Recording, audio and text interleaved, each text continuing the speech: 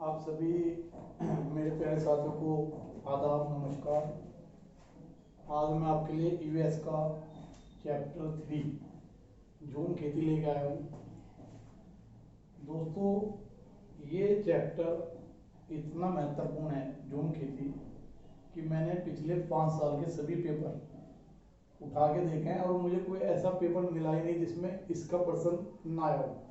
यानी 5 साल में जो 10 परीक्षाएं हुई हैं, हर बार क्यों सीटेट एक साल में 2 बार होती है, तो हर परीक्षा में झूम खेती का प्रश्न आता है। तो ये बहुत मोस्ट इम्पोर्टेंट है आपकी परीक्षा की दृष्टि से भी। आप इसे बहुत अच्छे ढंग से पढ़ें।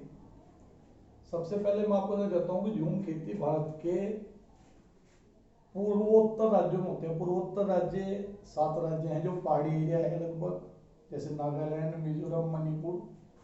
लगभग ये भारत का मैप है, मैंने छोटा सा ही बनाया। देखिए, ये पूर्व दिशा, ये पश्चिम, ये उत्तर, ये दक्षिण दिशा। तो पूर्व दिशा में जो ये 7 राज्य, अरुणाचल प्रदेश, मणिपुर, मिजोरम, मेघालय, त्रिपुरा, सिक्किम, मणिपुर, इनमें होती है खेती पहाड़ पे।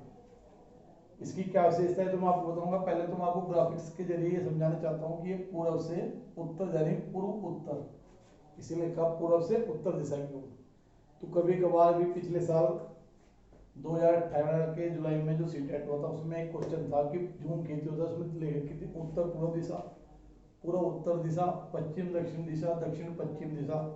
तो इसका राइट आंसर था पूर्व उत्तर दिशा। इसका पहला। तो मैं अब झूम खेती आप बताना चाहता हूँ झूम खेती होती क्या है। झूम शब्द अगर आप एनालिसिस करें, झूम मतलब होता है एक स्थान से दूसरे स्थान पे जाता हो, यानी गिरता हो। तो ये एक ऐसी खेती है जो उन इलाकों में होते हैं जहाँ आदिवासी रहते हैं। आज भी वहाँ उन्नत तकनीक का प्रयोग नहीं होता। बहुत पहाड़ी एरिया है, दुर्गम इलाके हैं, बहुत दुर्गम रास्ते हैं, आज भी वहाँ पहुँचना बहुत मुश्किल है। तो जो झूम खेती है विश्व की सबसे प्राचीन कृषि प्रणाली है, सबसे बात एक। दूसरी बात, एक स्थानांतरित खेती है। स्थानांतरित खेती मतलब इसमें जमीन पे सिर्फ आप 2 या 3 साल तक की फसल उगा सकते हैं, उसके बाद उसकी क्षमता खत्म होगी तो आपको उस जमीन को छोड़ के दूसरी जमीन पे फसल उगाना पड़ेगा। चलिए हम बात करते हैं झूम खेती के बारे में, इसके पॉइंट की, इसमें सत्य क्या है। नंबर 1 की है खेती भारत के पूर्वोत्तर, पूर्व से उत्तर दिशा की ओर। ऐसे आप ग्राफिक्स के ध्यान रखना, पूर्व उत्तर दिशा के राज्यों में की जाती है, जैसे मणिपुर, मेघालय, मिजोरम, आसाम। दूसरी, झूम खेती स्थानांतरित खेती है।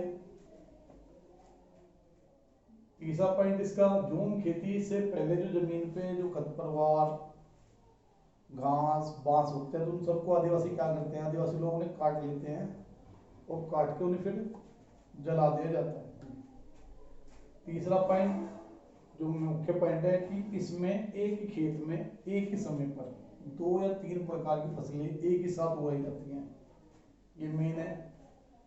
अब इसके बारे में हमेशा पहले तो ये पूछता है कि इसका स्थान क्या है, कि ये खेती कहाँ की जाती है, तो आपको बताना पड़ेगा पूर्व उत्तर दिशा में। दूसरे में जो क्वेश्चन आता है इसका ये आता है कि झूम खेती के बारे में क्या सत्य है। अब आप देख लीजिए असत्य क्या है। इसमें 2 पॉइंट असत्य है। नंबर 1, झूम खेती में खेत की गहरी जुताई की जाती है, ये बिल्कुल असत्य है। जैसे मैंने आपको बताया कि एक आदिवासी के इलाकों में की जाने खेती है, तो वहाँ अभी तक ऐसी कोई तकनीक, जैसे हम ट्रैक्टर, हैरो वगैरह इनका इस्तेमाल करते हैं खेत जोतने में, तो वहाँ नहीं है, बहुत दुर्गम रास्ते हैं। तुम्हें अपने हल वगैरह पशु के जरिए ही खेती जाती। तो ये गलत है कि इस खेती झूम खेती करने पहले जमीन की गहरी जुताई की जाए, बिल्कुल गलत। दूसरा पॉइंट कि झूम खेती करने के लिए जमीन में उर्वरकों का प्रयोग किया जाता है। मैंने आपसे भी बताया कि वे ऐसे इलाके हैं जहाँ हमारी सरकारें भी अभी तक नहीं पहुँच पाई है, तो वो खेती परंपरागत होती है।